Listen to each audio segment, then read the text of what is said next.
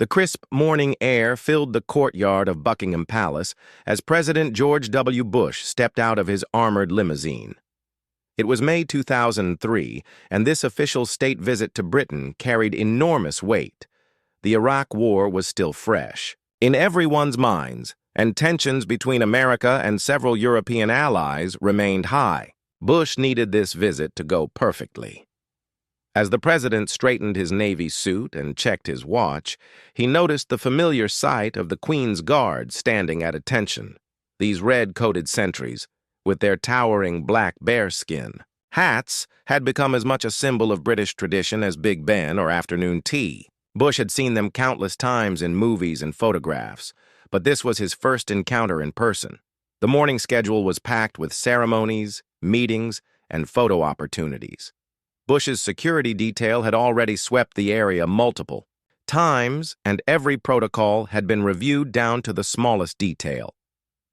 The president's reputation for casual humor often served him well in diplomatic situations, helping to break ice and build relationships with foreign leaders. Walking toward the main entrance, Bush passed several of the motionless guards. Their discipline was remarkable, standing perfectly still despite the growing crowd of onlookers, photographers, and officials gathering for the day's events. The president had always admired military precision, having served in the Air National Guard during his younger years. One particular guard caught his attention. Standing near the palace's main entrance, this sentinel seemed slightly different from the others. Perhaps it was the way the morning light hit the polished buttons on the red tunic, or maybe something subtle in the posture. Bush couldn't quite put his finger on it, but something made him pause. The president's natural inclination toward friendly interaction kicked in. He had built his political career partly on his ability to connect with people from all walks of life.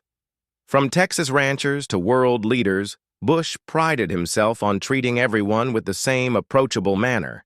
These guards, he reasoned, were just doing their jobs, serving their country with honor. As photographers began positioning themselves for the first official shots of the day, Bush decided to have a little fun. The British press had been particularly critical of his administration's policies, and he thought a moment of levity might help humanize him to the British public. After all, what harm could there be in acknowledging these dedicated soldiers? Bush approached the guard with a confident stride, his characteristic smirk already forming. The morning sun cast long shadows across the palace grounds, and tourists were beginning to gather behind the security barriers. This would make for great footage, the American president showing his appreciation for British military tradition. The guard remained motionless as Bush drew closer. Not even a flicker of acknowledgement crossed the visible portions of the sentinel's face beneath that imposing bearskin hat. This only encouraged Bush further. He had dealt with plenty of stoic military personnel throughout his presidency, and he enjoyed the challenge of getting them to crack, even slightly. Standing just a few feet away from the guard, Bush began what he thought would be a harmless bit of diplomatic theater. Little did he know that this seemingly innocent interaction would soon transform into one of the most memorable moments of his presidency, and not for the reasons he expected. Bush cleared his throat and addressed the motionless figure before him. "Good morning, soldier," he said with genuine warmth, his Texas drawl carrying across the courtyard. "Fine day for standing guard, isn't it?" The sentinel remained perfectly still, eyes fixed straight ahead, not acknowledging the president's presence in any way. Undeterred, Bush continued his one-sided conversation. "I bet you've seen a lot of interesting folks come through here," he mused, clasping his hands behind his back. "Presidents, prime ministers, movie stars. Must be quite a show from where you're standing." Still nothing. The guard's discipline was impressive, Bush had to admit. The president's security detail watched nervously from a distance.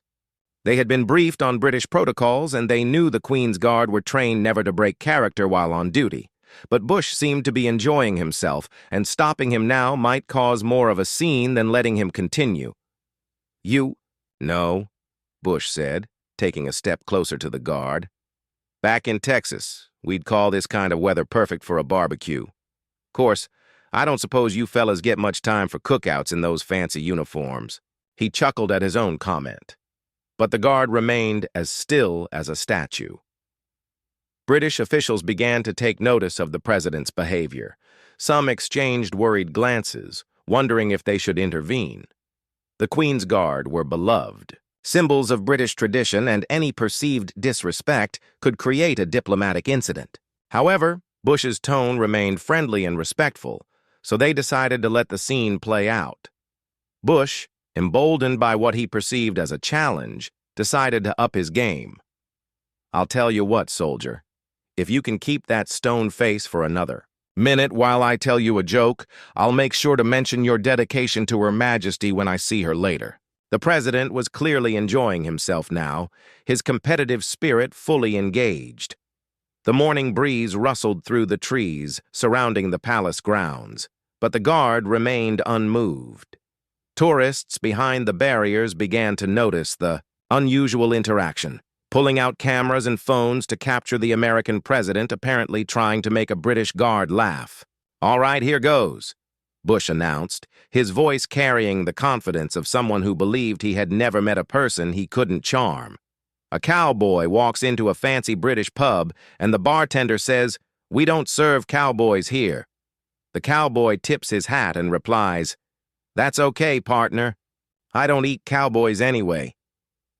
Bush delivered the punchline with perfect timing and waited expectantly for some reaction. Nothing. The guard's professional composure remained absolutely intact. Bush had to admire the level of training and discipline required to maintain such focus. In his years as president, he had encountered many military personnel, but this level of unwavering concentration was truly remarkable.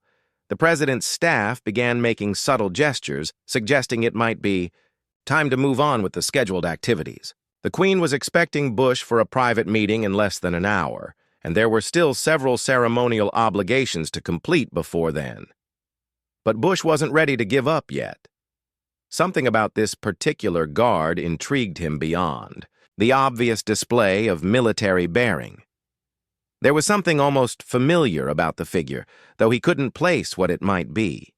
The way the guard stood, perhaps, or some subtle detail that nagged at the back of his mind. "Tell me something, soldier," Bush said, his tone becoming more conversational and less theatrical. "How long have you been standing guard here? Must take years to develop that kind of discipline." The question hung in the morning air, but like all the others, it went unanswered. The president was beginning to realize he had met his match in this particular guardian of British tradition. The president decided to try a different approach. Instead of attempting humor, he would appeal to the guard's sense of duty and service.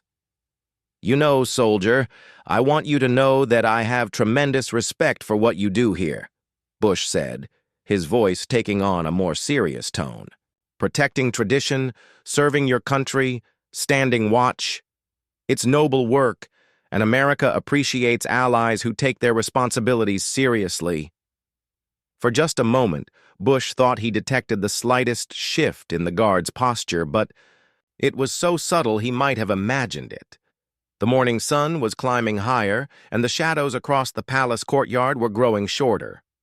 More staff members and officials were gathering, preparing for the next phase of the state visit. Bush's chief of staff, Andrew Card, approached cautiously from behind. "Mr. President," he said quietly, "perhaps we should move on to the receiving line. Her Majesty will be ready shortly." But Bush held up a hand, indicating he needed just another moment with the guard. "I'll make you a deal," Bush said, lowering his voice so only the guard could hear. "I won't try to make you laugh or break protocol. I just want to shake your hand and thank you for your service. One soldier to another." The president extended his right hand toward the guard, a gesture of genuine respect rather than political theater. The guard remained motionless, but Bush noticed something he hadn't seen before. Beneath the shadow of that enormous bearskin hat, he caught a glimpse of the guard's eyes. They were lighter than he had expected, almost familiar in a way that made him pause mid-gesture. British protocol officers were becoming increasingly uncomfortable with the extended interaction. While the president's behavior wasn't inappropriate, it was highly unusual for foreign dignitaries to engage with the Queen's Guard in this manner. The guards were specifically trained to ignore such attempts at interaction, no matter who made them. Bush withdrew his hand, but something about those eyes continued to bother him. He had an excellent memory for faces, a skill that had served him well throughout his political career. Something about this particular guard seemed oddly familiar, though he couldn't place where he might have encountered those features before. "Well, soldier, I respect your dedication," Bush said, taking a step back. "Your country should be proud of you." As he spoke, a gust of wind swept across the courtyard, strong enough to rustle the flags and stir the tourists' clothing. The guard's bearskin hat shifted slightly in the breeze, and for just an instant, Bush caught a clearer view of the face beneath. The president's confident demeanor faltered for the first time that morning. There was something about the shape of the nose, the set of the cheekbones, that struck him as remarkably familiar. He found himself staring more intently at the guard, trying to place those features in his memory. His security detail noticed the change in the president's behavior immediately. Bush had gone from jovial and relaxed to focused and slightly confused. The agents moved closer, their training kicking in as they assessed whether there might be some kind of threat they had missed. "Sir," Card prompted again, his voice carrying a note of concern.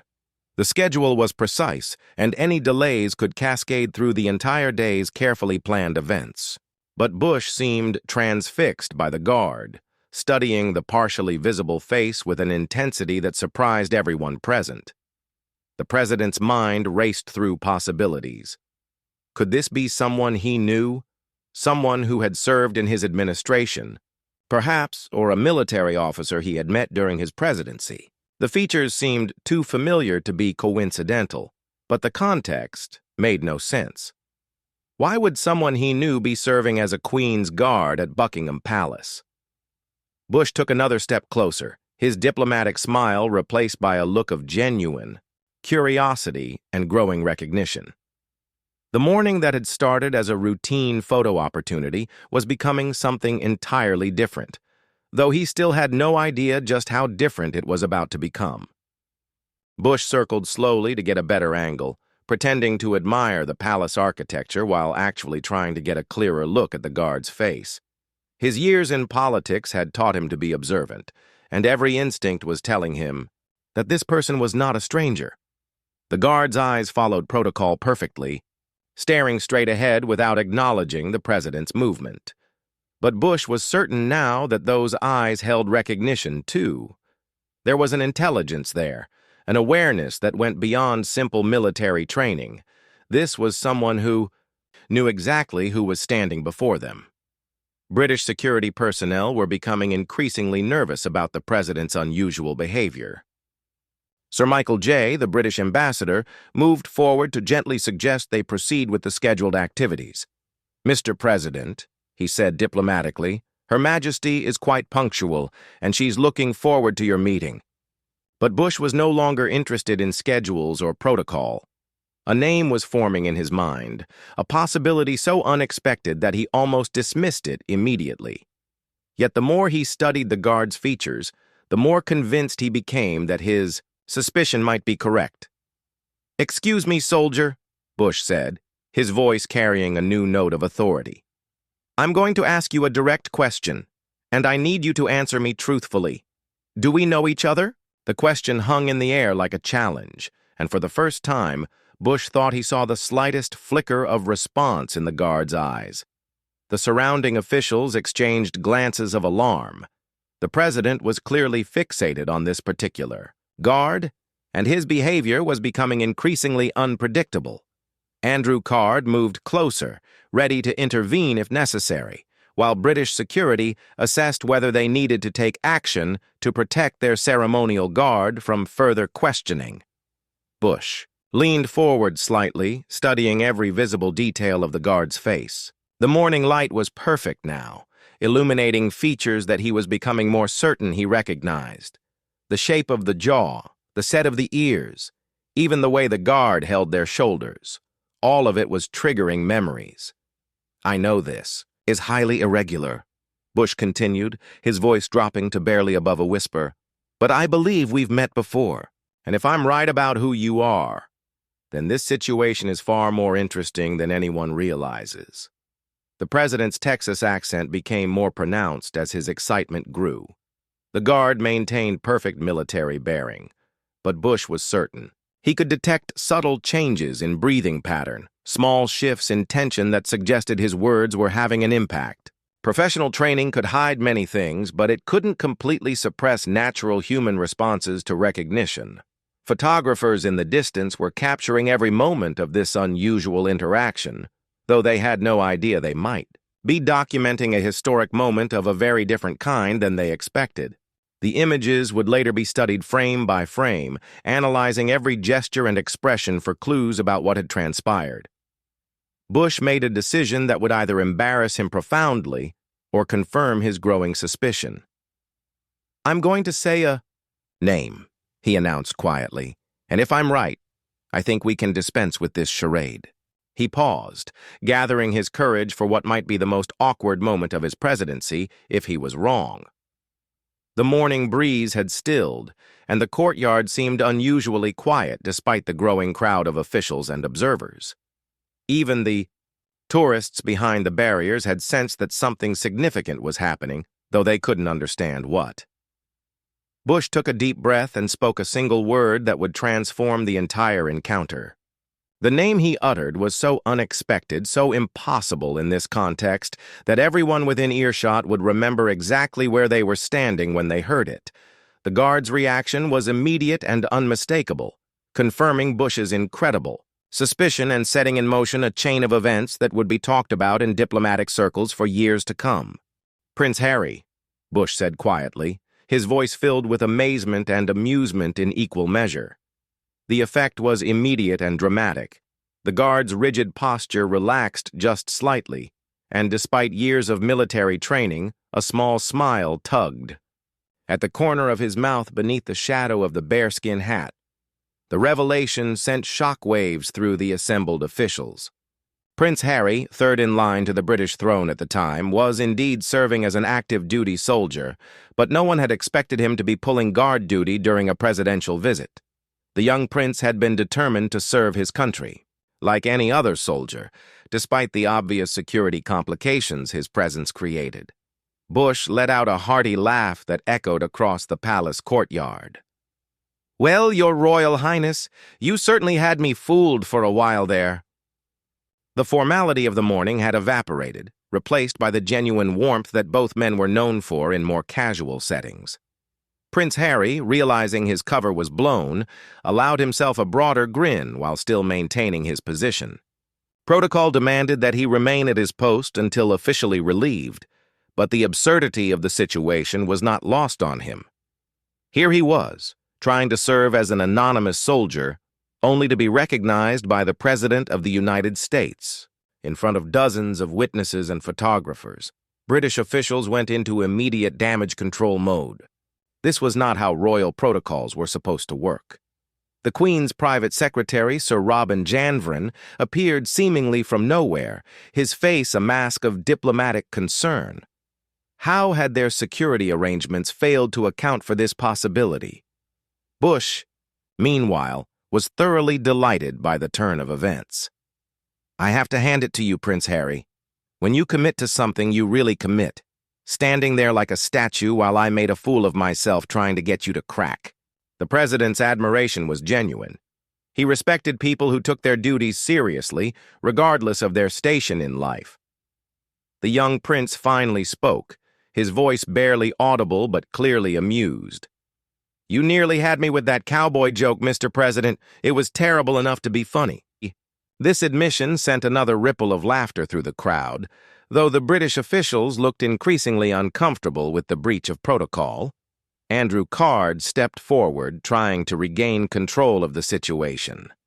"Perhaps we should "Move this reunion indoors, gentlemen. We do have a rather full schedule ahead of us." But Bush waved him off, still chuckling at the morning's unexpected development. "You know what this means, don't you?" Bush said to Harry. "I can tell everyone back home that I made a member of the British royal family break character. That's got to be worth some points in the history books." The president was clearly enjoying every moment of this diplomatic adventure. Prince Harry, still technically on duty, managed to maintain most of his formal posture while engaging in what had become a very public conversation. "I suppose my grandmother will have some questions about this morning's events," he replied dryly, a comment that drew knowing looks from the British staff who understood exactly what kind of questions the Queen might have. The photographers were having a field day, capturing frame after frame of this unprecedented interaction. The images would soon be transmitted around the world, showing the moment when presidential persistence met royal determination and created an unforgettable diplomatic moment. Security personnel from both countries were frantically reassessing their protocols. How had they missed this? More importantly, how would they explain to their respective governments that one of the most carefully planned state visits in recent memory had been derailed by an impromptu game of identity guess between two of the world's most recognizable figures?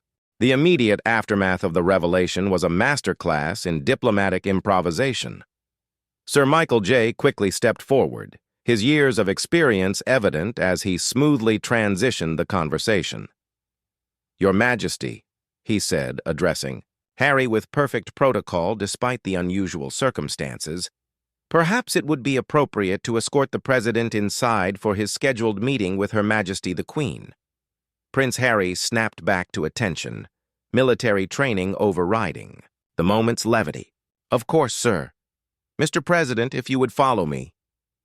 The young prince's transformation back into his professional role was impressive, though the smile hadn't completely faded from his eyes. Bush fell into step beside Harry as they walked toward the palace entrance, their conversation continuing in lower tones. "I have to ask," the president said quietly, "how often do you pull guard duty?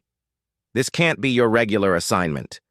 Harry's response revealed the complexity of balancing royal obligations with genuine military service, a challenge he had been navigating since joining the army. The British press, who had been waiting for any interesting development during what they expected to be a routine photo opportunity, suddenly found themselves with the story of the decade. Within minutes, phones were buzzing in newsrooms across London as editors tried to comprehend the reports coming in from their photographers at the palace. As they approached the palace doors, Bush couldn't resist one final comment.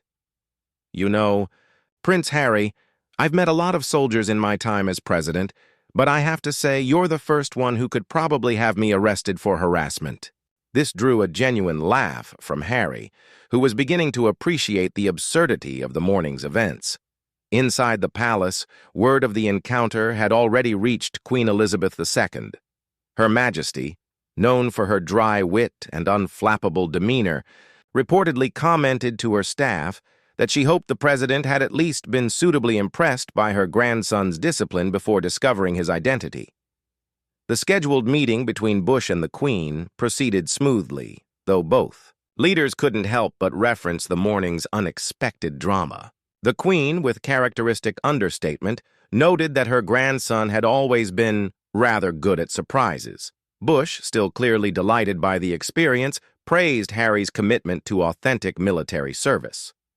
Later that day, during a private moment, Prince Harry confided to Bush that he had been genuinely worried about maintaining his composure when the president started telling jokes.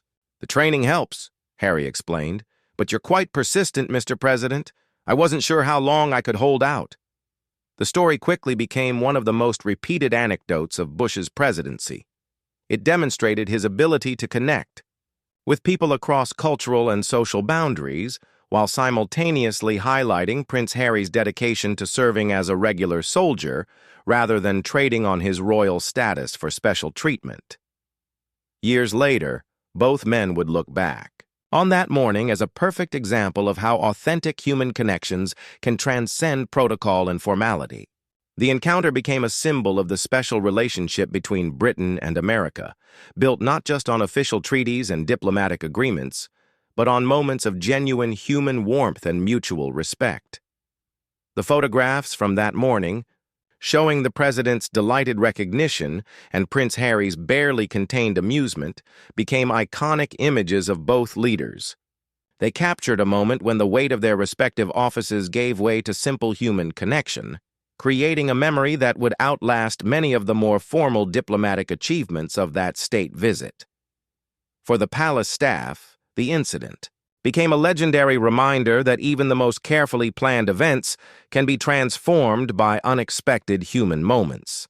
And for both Bush and Harry, it marked the beginning of a friendship that would endure long after their official roles had changed.